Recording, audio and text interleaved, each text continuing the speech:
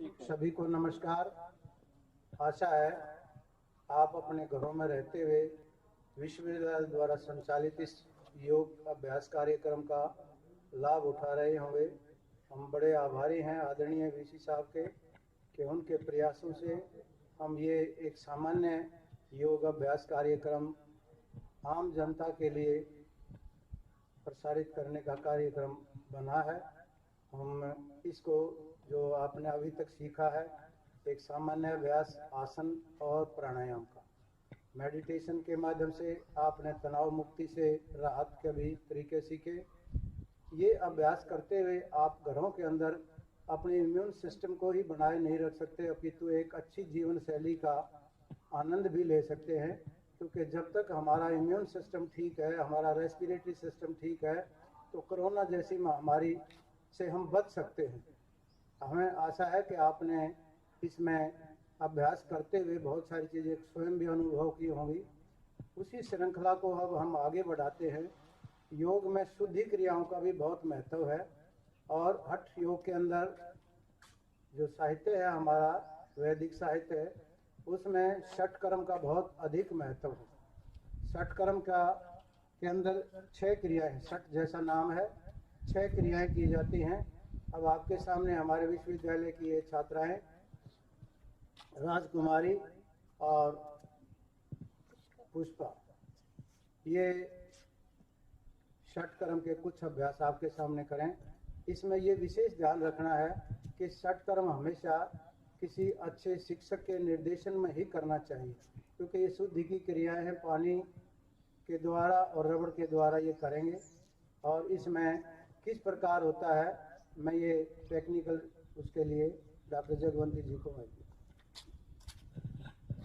हठ योग के अंतर्गत 6 शोधन क्रियाएं बताई गई हैं। नेति, धोती, बस्ती तथा त्राटकम, कपालभाति, चेतानी, षट कर्माणि प्रचक्षते। हठ योग जो है राजयोग की सीढ़ी है। हठम बिना राजयोगम न सिद्ध्यते। शरीर की शुद्धि करके ही हम राजयोग की तैयारी कर सकते हैं। राजयोग की विद्या के लिए ही हठ योग का ज्ञान दिया गया है। उसके लिए शरीर का शुद्ध होना बहुत जरूरी है। उन शुद्धि क्रियाओं में हम नासिका की शुद्धि के लिए जल नेति, जल कपालभाति, रबड़ नेति आदि का अभ्यास करवाते हैं, जिससे मौसम के अनुसार होने वाली एलर्जी या हमारी नासिका की जो सेंसिटिविटी बढ़ जाती है उसको कम करने के लिए हम जल नेति, रबड़ नेति का अभ्यास करते हैं, जिससे जो हमारी मेम्ब्रेन है, म्यूकस मेम्ब्रेन है, वो शुद्ध हो जाती हैं और हमारा नज़ला जुकाम सदा के लिए ठीक हो जाता है। नासिका की हड्डी जो बढ़ जाती है वो रबड़ नेति से ठीक हो जाती है। जल नेति से जो म्यूकस बढ़ जाता है वो बाहर निकल जाता है। जल कपालभाति से भी हमारी रेस्पिरेटरी सिस्टम और नासिका की शुद्धि होती है। म्यूकस जो है बढ़ा हुआ बाहर निकल जाता है। वात पित्त कफ का बैलेंस हमारे शरीर में बना रहता है। अब आपके सामने ये दोनों बच्चियां जल कपालभाति का अभ्यास करेंगी। इसके अभ्यास से हमारी जो नासिका है उसकी सेंसिटिविटी कम हो जाती है। जल कपालभाति में दोनों मुख से पानी भर के दोनों नासिका से बाहर निकाला जाता है। हम मुख से पानी पीने का अभ्यास करते हैं, वो पेट में जाता है, लेकिन इसमें हम पानी पी के नासिका मार्ग से बहुत सुंदर अभ्यास इन्होंने किया। एक बार इस अभ्यास को दोबारा आप रिपीट करें। इसके करने से हमारे जो नासिका है, गला है, गर्दन से ऊपर के जितने भी रोग हैं, आँख नाक हर कान को रोग न व्यापे कोई, उज्जवल होवे नैनन ही नित नेति करी सोई। जो रोज इनका अभ्यास करता है गले से ऊपर के रोग विकार शरीर के अंदर ठीक हो जाते हैं। हर समय पॉल्यूशन की वजह से हमारी जो नासिका है, श्वास क्योंकि 24 आवर चलता रहता है तो वो हमारी नासिका मेम्ब्रेन्स को, नासिका झिल्ली को प्रभावित करता है, जिससे हमारी नासिका की सेंसिटिविटी बढ़ जाती है और हर समय हमें एलर्जी बनी रहती है। हम जब सो के उठते हैं, घर में बाहर निकलते हैं, उसके टेम्परेचर से भी हमें छींकें आनी शुरू हो जाती हैं, आंखों में पानी आना शुरू हो जाता है। हम घर के कर्टेन वगैरह जब हिलाते हैं तो उससे हमें एलर्जी हो जाती है। घर में यदि और डस्ट का कोई भी काम करें तो हमें एलर्जी हो जाती है। इन शोधन क्रियाओं के अभ्यास का यदि हम करें तो वो सेंसिटिविटी हमारी सदा सदा के लिए समाप्त हो जाती है और ये विकार हमेशा के लिए ठीक हो जाते हैं। एक बार फिर आप इस जल कपालभाति का अभ्यास करेंगी। स्टार्ट।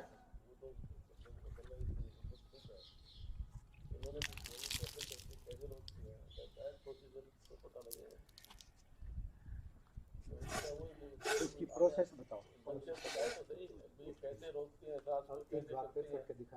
इस जल कपालभाति को करने के लिए गरम नमकीन जल, इस कपालभाति का अभ्यास करने के लिए नमकीन जल, गरम नमकीन जल मुख में भर के और नासिका मार्ग से उस पानी को आगे झुक के श्वास छोड़ते हुए बाहर निकालते हैं तो आसानी से वो पानी बाहर निकल जाता है। लेकिन इस क्रिया को सीखने के लिए गुरु का सानिध्य या अच्छे शिक्षक के निर्देशन में आप अभ्यास जरूर करें। सीखने के बाद आप अपने घर में भी कर सकते हैं, लेकिन शुरुआत में जब हम इसका अभ्यास करें तो एक योग्य शिक्षक के निर्देशन में ही इसका करें, नहीं तो नासिका मेम्ब्रेन्स में पानी रुक जाता है और वो सिर दर्द का कारण बनता है। एक बार आप दोनों झुक के आगे इस पानी को बाहर निकालने का प्रयास करें। पूरे पानी को, जितना आपकी नासिका में ड्रॉप्स बचे हुए हैं उनको झुक के आप पूरे पानी को एक बार जोर से श्वास छोड़ते हुए इस पानी को पूरा का पूरा नासिका झिल्ली को साफ करें।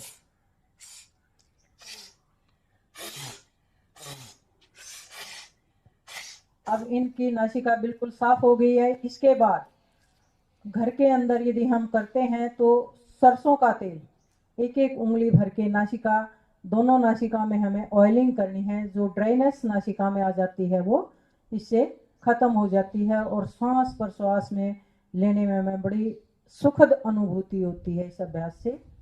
इसके आगे ये बच्चे दोनों रबड़ नेति का अभ्यास आपको करके दिखाएंगे। रबड़ नेति एक रबड़ की बनी हुई पतली सी नली होती है। इससे हमारी नासिका की जो हड्डी बढ़ जाती है या नासिका के अंदर मांस बढ़ जाता है, इसको ठीक करने के लिए इन दोनों क्रियाओं के अभ्यास से ये बिल्कुल ठीक हो जाती हैं। वरना इसका एलोपैथी के अंदर ऑपरेशन ही होता है, लेकिन ऑपरेशन भी इसका इलाज नहीं है। बार बार ऑपरेशन कराने से साल भर ठीक रहता है, क्योंकि हम जब तक कारण का निवारण नहीं करते तब तक वो समस्या बनी रहती है, फिर दोबारा बढ़ जाती है, मांस बढ़ जाता है नासिका के अंदर, तो साल भर वो ठीक रहता है, फिर वही समस्या आ जाती है। तो ये रबड़ नेति करने से हम उस म्यूकस मेम्ब्रेन्स को या बढ़ी हुई हड्डी को इसके द्वारा कम कर सकते हैं। रबड़ नेति का अभ्यास शुरू करें। हम श्वास भरते हुए नासिका के अंदर रबड़ को डालेंगे। जब ये रबड़ नेति आधी अंदर चली जाए, आधी से ज़्यादा, तो दाएं हाथ की फर्स्ट 2 फिंगर्स गले के अंदर डाल के इनको बाहर निकालने का प्रयास करते हैं। जब ये रबड़ नेति आधी अंदर चली जाती है तो गले के अंदर महसूस होती है और दाएं हाथ की फर्स्ट 2 फिंगर्स से इसको बाहर निकालते हैं और फिर इसको रब किया जाता है, आगे पीछे खींच के इसको पूरा मुंह खोल के इसको खींच के, इसके करने से हमारी जो नासिका के अंदर जो भी विकार हैं वो सदा सदा के लिए दूर हो जाते हैं। नासिका की ब्रश ही है, जैसे हम मुख की ब्रश करते हैं डेली, तब हमें कोई अजीब सा फीलिंग नहीं होती, ऐसे ही ये भी नासिका की ब्रश है। 24 आवर नासिका को काम करना पड़ता है। हमारी जो ईड़ा और पिंगला नाड़ियां हैं, हमारी हॉट और कोल्ड करंट की जो नाड़ियां हैं, उनको 24 आवर काम करना पड़ता है और ये ऑटोमेटिक अपना स्वर बदलती रहती हैं। 3-3 घंटे के लिए हमारी दाईं नासिका चलती है, 3 घंटे के लिए बाईं नासिका चलती है। जब हमारी दाईं नासिका एक्टिव होती है तो हमारे अंदर ऊर्जा का स्रोत बढ़ता है। हमारा मूड भी हमारी इन्हीं नाड़ियों के ऊपर डिपेंड करता है। हमारे काम करने की जो क्षमता है, हमारा जो सामर्थ्य है, वो इन्हीं नाड़ियों के ऊपर डिपेंड करता है। कई बार हम कहते हैं आज हमारा बहुत अच्छा मूड है, आज हमारा काम करने का बहुत अच्छा मन है, उस समय हमारी दाईं नासिका एक्टिव होती है। और जब हम ढीले होते हैं उस समय हमारी बाईं नासिका एक्टिव होती है। ये शरीर का ठंडा और गर्म शरीर के तापमान को बनाए रखने में अपना योगदान देती है। वातावरण का टेम्परेचर कितना भी क्यों ना हो जाए, लेकिन शरीर का टेम्परेचर वही रहेगा। ये जो दो नाड़ियां हैं ये हमारे शरीर का एसी है, ये हमारे शरीर के टेम्परेचर को मेंटेन रखती हैं। हम कितना भी ठंडा मौसम क्यों ना हो जाए, बॉडी का टेम्परेचर वही रहेगा। कितने भी गर्मी क्यों ना बढ़ जाए, शरीर का टेम्परेचर वही रहेगा। ये हमारी हॉट और कोल्ड, सूर्य और चंद्र नाड़ी जो है हमारे शरीर के तापमान को बनाए रखती हैं। इसलिए इन दोनों नाड़ियों का पूरे शरीर के स्वस्थ रखने में, हमारे मानसिक स्वास्थ्य के ऊपर, शारीरिक स्वास्थ्य को ठीक बनाए रखने में बहुत बड़ा योगदान है इन दोनों नाड़ियों का, सूर्य और चंद्र नाड़ी का। क्योंकि श्वास 24 आवर चलता है, ये थक ना जाए इसलिए परमात्मा ने मुख एक बनाया है और नासिका 2 बनाई है। ये स्वयं अपने आप अल्टरनेट चलती रहती हैं। 3 घंटे के लिए एक नाड़ी एक्टिव होती है और 3 घंटे के लिए एक नाड़ी एक्टिव होती है। ये अल्टरनेट अपना स्वर बदलती रहती हैं पूरे दिन में। ये नाड़ियाँ, इन्हीं के ऊपर हमारा दिनचर्या, हमारा लाइफस्टाइल इन्हीं के ऊपर निर्भर होता है। तो ये बहुत अच्छा अभ्यास आपके सामने इन दोनों बच्चों ने करके दिखा है। इसलिए इसे जो 1.5 इंच की नासिका है इसका पूरे शरीर के लिए स्वस्थ होना बहुत ज़रूरी है। ये जो हमने आपको 2 क्रियाएं करके दिखाई, जल कपालभाति और रबड़ नेति, इनका यदि हम अभ्यास करें तो निश्चित रूप से हमें नासिका की एलर्जी नहीं होगी। और दूसरी भी जो मौसम का प्रभाव हमारे शरीर के ऊपर पड़ता है, जो वातावरण का प्रभाव हमारे शरीर को झेलना पड़ता है, वो निश्चित रूप से कम हो जाएगा और हम इस एनवायरनमेंट में या स्वस्थ रह सकते हैं। क्योंकि कोरोना का प्रभाव इस समय हमारे शरीर पे पड़ रहा है, तो हमें अपनी रेस्पिरेटरी सिस्टम या नासिका झिल्ली या इनको ठीक रखना बहुत ज़रूरी है। इसके लिए हम प्राणायाम का अभ्यास करें ज़्यादा से ज़्यादा और इन शोधन क्रियाओं का अभ्यास करके अपने आप को ठीक रख सकते हैं, स्वस्थ रख सकते हैं। अगला अभ्यास हम आपको वमन क्रिया का करके दिखाएंगे। क्योंकि अब गर्मी का मौसम आता जा रहा है, इस समय हमारे शरीर के अंदर गर्मी बढ़ेगी, वात पित्त कफ का इम्बैलेंस होगा और शरीर के अंदर फूड पॉइजनिंग की समस्या बढ़ेगी। जितना गर्मी का मौसम बढ़ेगा उतनी ही पेट की समस्याएं भी शरीर के अंदर बढ़ेंगी, वायु विकार बढ़ेगा। तो अब आपके सामने ये दोनों बच्चियां वमन धोती का अभ्यास करके दिखाएंगी। आप गर्मी के अंदर ज़्यादा सॉलिड मात्रा में अगर फूड लिया जाए तो वो देर से डाइजेस्ट होता है। उस समस्या को दूर करने के लिए, फूड पॉइजनिंग एक बहुत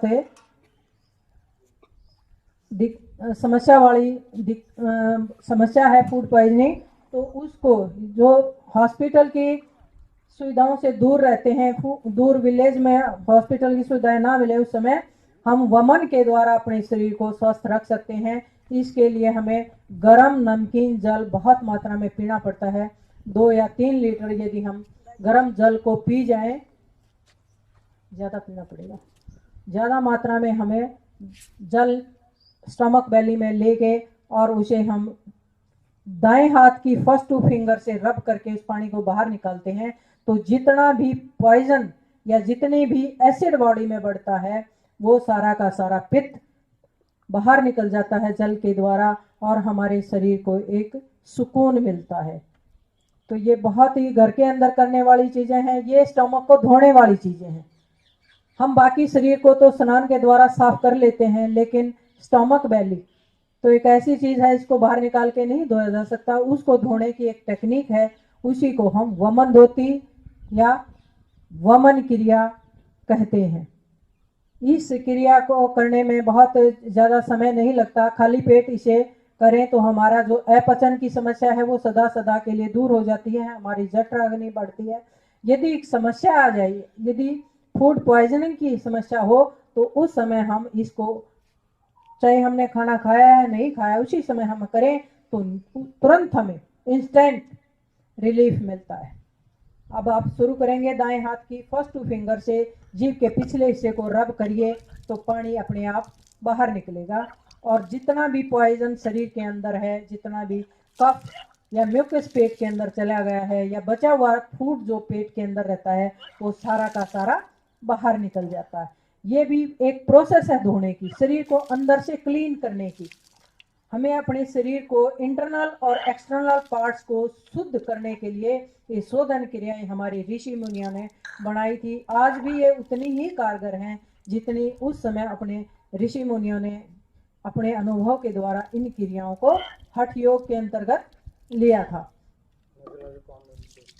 नजला जुकाम यदि हो जाए तो जलनेती रबड़ नेती के साथ साथ यदि हम वमन करें, रात का जो कफ है वो पेट के अंदर रुक जाता है तो वो वमन के द्वारा सारा का सारा बाहर निकल जाता है और इंस्टेंट रिलीफ हमें मिलता है। इसके आगे यदि जिनकी जठराग्निपीठ है, जिनका अपचन की समस्या है, उसके लिए हम इसके आगे की क्रियाएं वस्त्र धोती वगैरह करवाते हैं। लेकिन आज का अभ्यास हमारा वमन तक ही है, जिसे सभी अपने घरों में आसानी से कर सकते हैं। इसके लिए कोई विशेष अपरेटस की जरूरत नहीं पड़ती। सभी घरों में अपने घर के अंदर रसोई में हम पानी गर्म करके नमक डाल के उस पानी के द्वारा वमन करें, अपने स्टोमक बैली को साफ करें ताकि हमारी जठराग्नि, हमारे पाचक रस प्रॉपर मात्रा में निकले और हम जो फूड लें, जो आहार लें, वो सही मात्रा में सही ढंग से डाइजेस्ट हो।